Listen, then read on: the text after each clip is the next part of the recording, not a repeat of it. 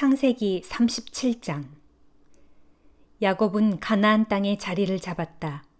그곳은 아버지 이삭이 나그네 되어 살았던 땅이다. 야곱 가족의 이야기는 이렇게 시작된다. 17세 소년 요셉은 형들과 함께 가축대를 먹이고 있었는데 그 형들은 아버지 야곱의 첩들인 비라와 실바의 아들들이었다. 요셉은 형들이 잘못을 저지를 때마다 아버지께 그 사실을 일러 바치곤 했다. 요셉은 아버지 이스라엘이 늙음하게 본 아들이어서 다른 자식들보다 더 많은 사랑을 아버지께 받았다. 이스라엘은 요셉에게 특별히 화려한 빛깔의 고운 옷을 지어 입혔다. 형들은 아버지가 자기들보다도 요셉을 더 아낀다는 사실을 알고는 동생 요셉을 미워했다. 그래서 형들은 동생 요셉에게 따뜻한 말 한마디라도 건네는 법이 없었다. 하루는 요셉이 꿈을 꾸었다. 요셉이 그 꿈 이야기를 형들에게 하자 형들은 요셉을 더욱 미워했다. 요셉이 형들에게 말했다. 내가 꿈꾼 이야기를 좀 들어보세요. 우리가 들에서 곡식단을 묶고 있었어요. 그런데 문득 제 곡식단이 꼿꼿이 일어서는 게 아니겠어요? 그러더니 형들의 곡식단이 내 곡식단을 빙 둘러서서 내 곡식단에게 절을 하더군요. 형들이 요셉에게 핀잔을 주었다. 뭐라고? 그러니까 네가 우리보다 높아져서 우리를 다스리게 된다는 거야? 네가 우리의 지배자라도 된다 이거야? 형들은 요셉이 꿈 이야기를 한 뒤로 더욱더 요셉을 미워했다. 얼마 뒤 요셉은 또 꿈을 꾸었다. 이번에도 요셉은 형들에게 꿈 이야기를 했다. 내가 어쩌녁에 또 꿈을 꾸었거든요. 해와 달과 별 11개가 나에게 절을 하더라고요. 요셉이 아버지와 형들에게 이런 꿈 이야기를 하자 아버지 야곱이 요셉을 꾸짖었다. 아니 그게 도대체 무슨 꿈이냐? 그래 나와 내 어머니와 내 형들이 모두 너에게로 가서 너한테 엎드려 절을 하게 될 것이라는 말이냐? 요셉의 형들은 요셉을 시샘했지만 아버지 야곱은 요셉의 말을 마음에 담아두었다. 때에 요셉의 형들은 세겜에서 아버지의 가축대에 풀을 먹이고 있었다. 어느 날 이스라엘이 요셉에게 말했다. 요셉아, 너도 알고 있듯이 네 형들이 세겜에서 가축대를 치고 있지 않느냐?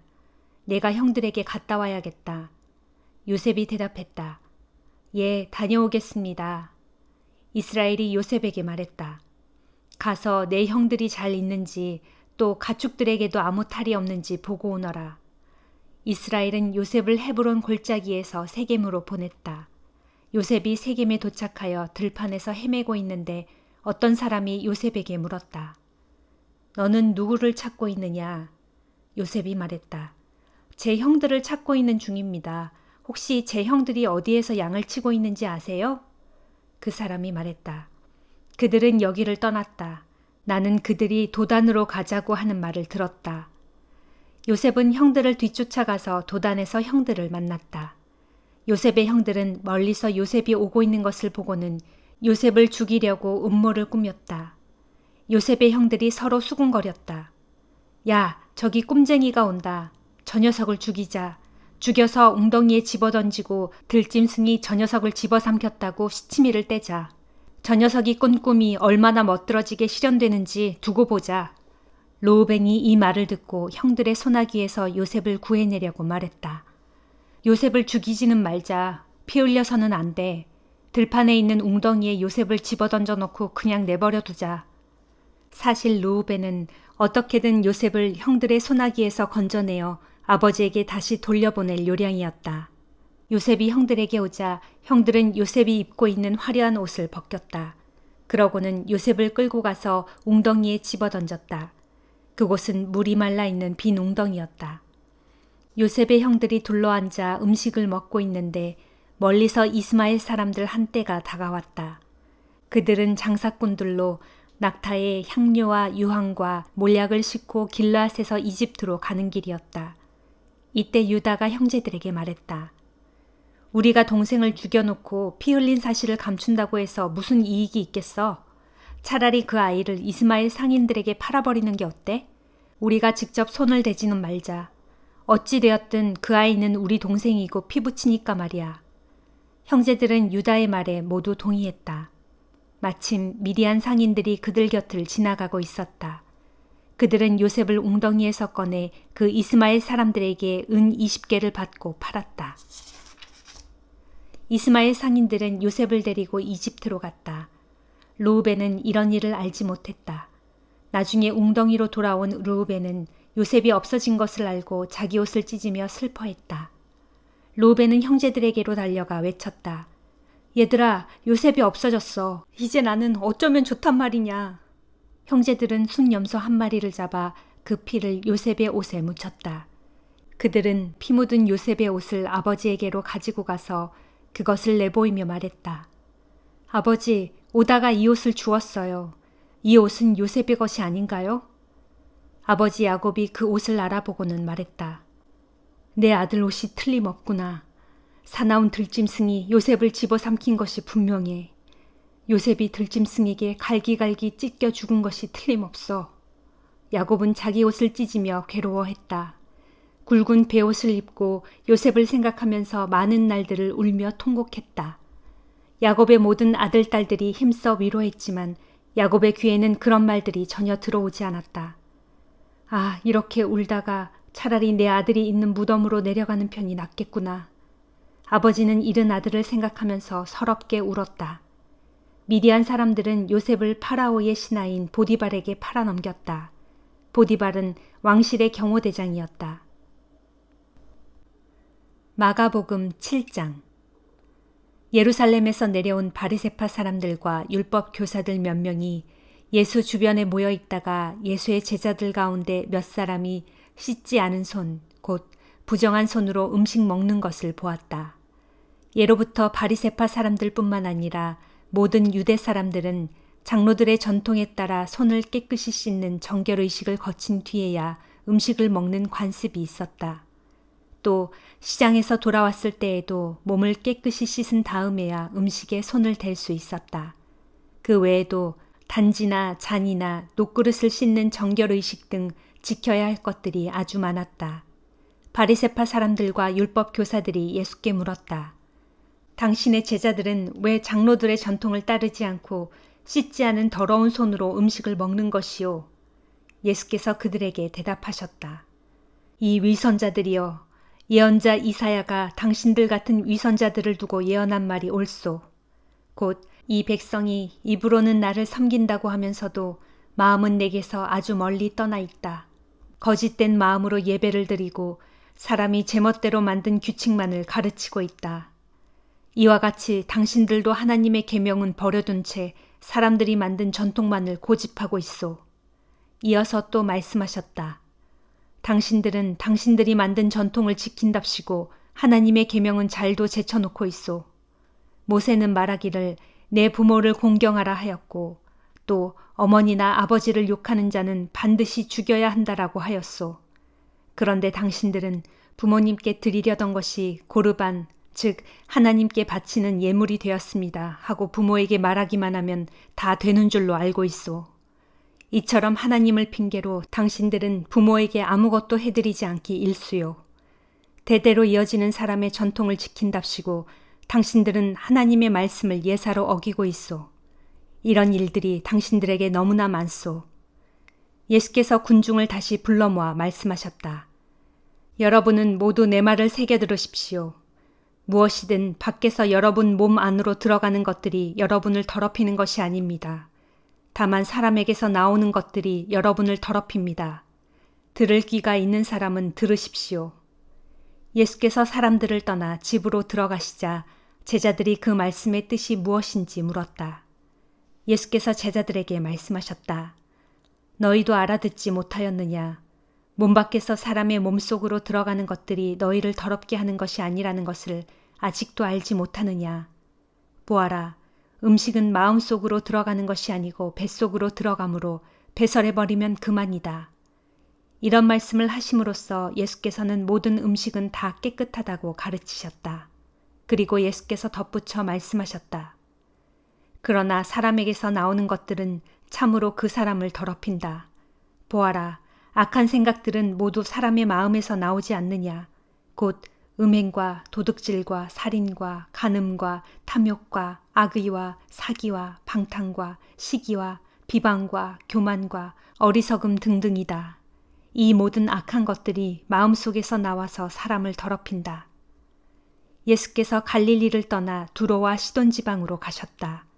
그곳에 어느 집으로 들어가신 뒤 누구에게도 알리지 않으려고 하셨지만 도저히 그럴 수가 없었다. 예수께서 오셨다는 소문이 금방 온 사방으로 퍼져나갔기 때문이다. 예수의 소문을 듣자마자 즉시 달려와서 예수의 발 앞에 엎드린 여자가 있었다. 그녀는 악한 귀신 들린 딸을 둔 여자였다. 그 여자는 자기 딸에게서 귀신을 쫓아내달라고 예수께 애원했다. 그 여자는 헬라 사람으로서 수로보니게 태생이었다. 예수께서 그 여자에게 말씀하셨다. 나는 내 자녀들부터 먹여야 하오. 자녀들이 먹을 음식을 개에게 던져주는 것은 옳지 않소. 그 여자가 대답했다. 주님, 옳은 말씀입니다. 하지만 식탁 밑에 있는 개들도 자녀들이 흘린 부스러기는 얻어먹지 않습니까? 그러자 예수께서 말씀하셨다. 그렇게 말하다니 참으로 놀랍소. 자, 어서 돌아가 보시오. 귀신이 벌써 당신의 딸에게서 나갔소. 그 여자가 집에 돌아가 보니 귀신은 이미 떠나가 버렸고 딸아이는 조용히 침대에 누워 있었다. 예수께서 두로 지방을 떠나 시돈에 가셨다가 데가볼리 지방을 거쳐 갈릴리 호수로 돌아오셨다. 그때에 사람들이 귀먹고 말 더듬는 사람을 예수께 데려와서는 그에게 손을 얹어달라고 간청했다. 예수께서 그 사람을 따로 불러내어 손가락을 그의 양쪽 귀에 넣으셨다. 그런 다음 손가락에 침을 발라 그의 혀에 대셨다.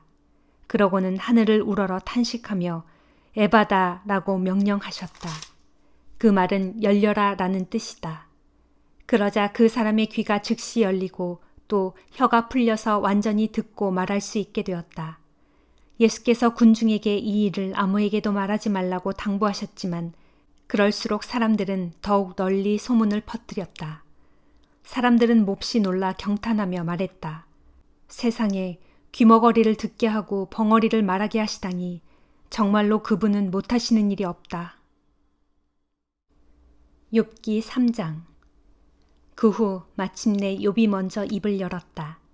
그는 자신이 세상에 태어난 날을 저주하면서 이렇게 탄식하였다.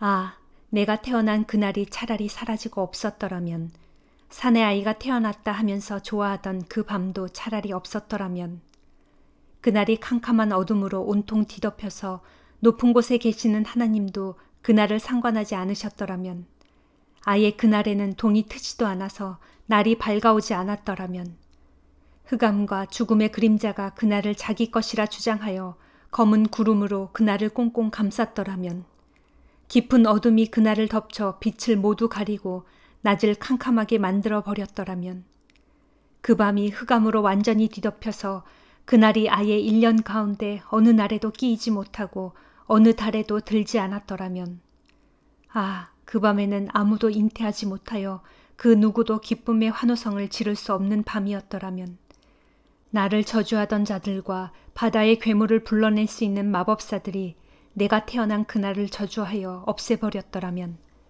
그날에는 차라리 새벽별들이 빛을 잃어서 아침이 영영 밝아오지 않았더라면, 그날에는 동이 트지 않아 새벽 햇살이 아예 비추지도 않았더라면, 그 밤에는 어머니의 태가 열리지 않아 내가 세상에 태어나지 않았더라면 얼마나 좋았을까. 그랬더라면 지금 내가 이 처참한 고통을 내 눈으로 지켜보지 않아도 되었을 것을. 아, 어찌하여 내가 어머니 뱃속에서 죽지 못했던고. 어찌하여 내가 어머니 뱃속에서 태어나는 그 순간에 숨이 끊어지지 않았던고. 어찌하여 그날 밤에 나를 받아낼 무릎이 있었던고. 어찌하여 그날 밤에 내가 빨아먹을 젖이 있었던고.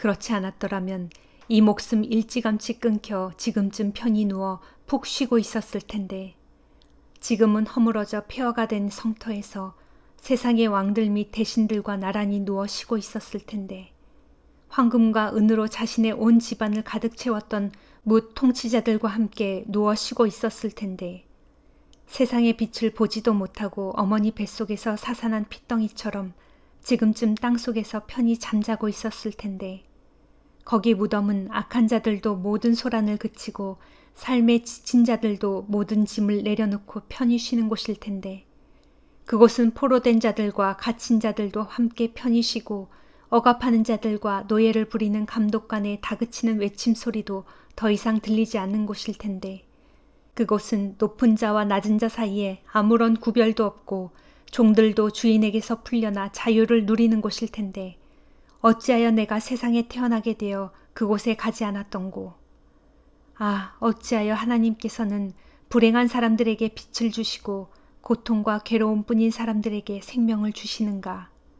그런 사람들은 그토록 죽음을 갈망하건만 어찌하여 죽음은 찾아오지 않는 것인가. 꼭꼭 감추어진 보물을 애써 찾는 것 이상으로 그토록 애타게 죽음을 찾고 있지만 어찌하여 죽음을 찾을 수 없는 것인가. 마침내 죽음을 찾아 무덤 속으로 들어갈 수만 있다면 그보다 더한 기쁨이 없으련만. 인생의 앞길이 한치도 보이지 않는 사람에게 어찌하여 하나님께서는 목숨을 주시는가. 어찌하여 하나님께서는 사방팔방으로 갈 길을 꼭꼭 틀어막으시면서 그 사람을 계속 살게 하시는가. 그러하므로 밥을 앞에 놓고서도 한숨부터 푹푹 쏟아지고 신음소리가 물처럼 콸콸 쏟아져 나오는구나. 내가 그렇게도 두려워하던 일이 결국 나에게 닥쳤고 내가 그렇게도 무서워하던 일이 마침내 나에게 닥쳐오고야 말았구나. 죽을 수조차 없는 나에게 평안과 안정과 휴식은 어디론가 사라져 눈 씻고도 찾아볼 수 없고 그저 끝없는 고통만이 파도처럼 계속 밀려오는구나. 로마서 7장. 형제 여러분, 여러분이 율법을 잘 알고 있으니 말씀드립니다만 여러분은 율법이 살아있는 사람들에게만 구속력이 있다는 사실을 알고 계십니까? 예를 들어 봅시다. 율법에 의하면 결혼한 여자는 남편이 살아있는 동안에는 남편에게 묶여 지내야 합니다. 그러나 남편이 죽으면 그녀는 더 이상 법적인 이유로 남편에게 얽매일 필요가 없습니다. 남편이 살아있는데도 다른 남자와 결혼한 여자는 간통죄를 짓는 것이지만 남편이 죽은 상태에서는 그 법에서 벗어나게 되는 것이므로 다른 남자와 결혼을 하더라도 간통죄가 전혀 성립되지 않습니다. 그러므로 형제 여러분, 여러분 역시 십자가에 못 박혀 죽으신 그리스도의 몸을 통해 율법에 대해서 죽은 자가 되었습니다. 그래서 여러분은 율법의 얽매임에서 벗어나 이제부터는 죽은 자들 가운데서 살아나신 분, 곧 예수 그리스도께 속한 사람이 되었습니다. 그것은 우리로 하여금 하나님을 위한 열매를 맺도록 하기 위함입니다. 이전에 우리가 죄 많은 육신의 지배를 받을 때에는 율법으로 말미암아 생겨나는 죄의 정욕이 우리 몸의 지체 안에서 작용하여 결국 죽음에 이르는 열매를 맺었습니다. 그러나 지금은 우리를 올가매고 있던 율법에 대하여 죽었으므로 거기서 완전히 해방되었습니다.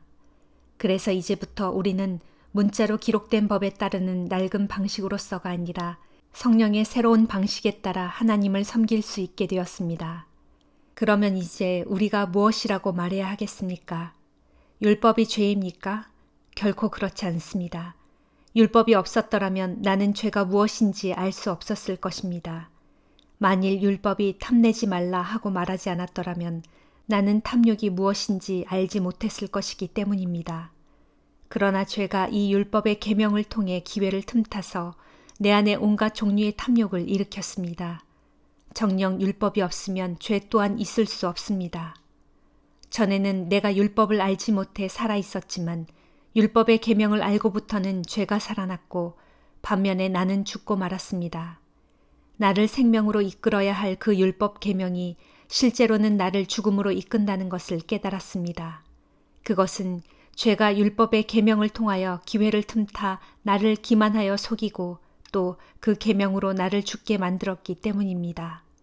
그러므로 사실 율법은 거룩한 것이고 계명 역시 거룩하고 의로우며 선한 것입니다.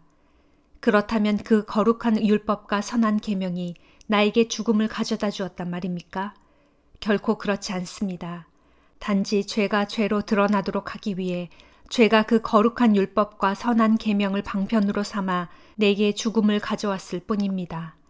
이와 같이 계명을 통하여 죄가 철저히 죄답게 될 수 있었습니다.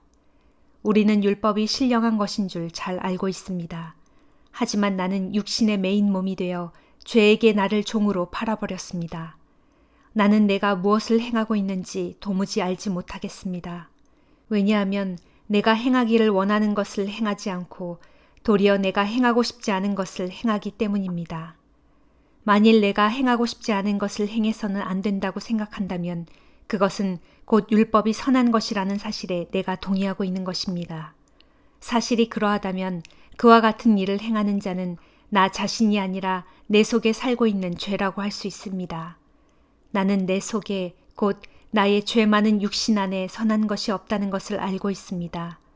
왜냐하면 선한 일을 행하려는 원함은 내게 있지만 실제로는 선한 일을 행하지 않기 때문입니다. 나는 내가 원하는 선한 일은 행하지 않고 도리어 내가 원하지 않는 악한 일을 행하고 있습니다. 만일 내가 행하고 싶어 하지 않는 일을 행하고 있다면 그것을 행하는 자는 더 이상 내가 아니라 내 속에 살고 있는 죄입니다. 그러므로 나는 여기에서 한 가지 법칙을 깨달았습니다. 그것은 곧 선한 일을 행하기 원하는 나에게 항상 악이 함께 있다는 사실입니다. 진실로 내 마음에 있는 속사람은 하나님의 법을 기뻐합니다. 그러나 내 몸의 다른 부분들 속에는 다른 법이 자리 잡고 있어서 내 마음의 법과 맞서 싸워 나를 죄의 법의 포로로 만들어버리는 것을 봅니다. 아, 나는 참으로 비참한 사람입니다. 누가 이러한 죽음의 몸에서 나를 구해내겠습니까? 오직 우리 주 예수 그리스도를 통하여 나를 구해주신 하나님께 감사를 드릴 뿐입니다. 그러므로 내가 마음으로는 하나님의 법을 따르고 있지만 육신으로는 아직도 죄의 법을 따르고 있습니다. 아멘.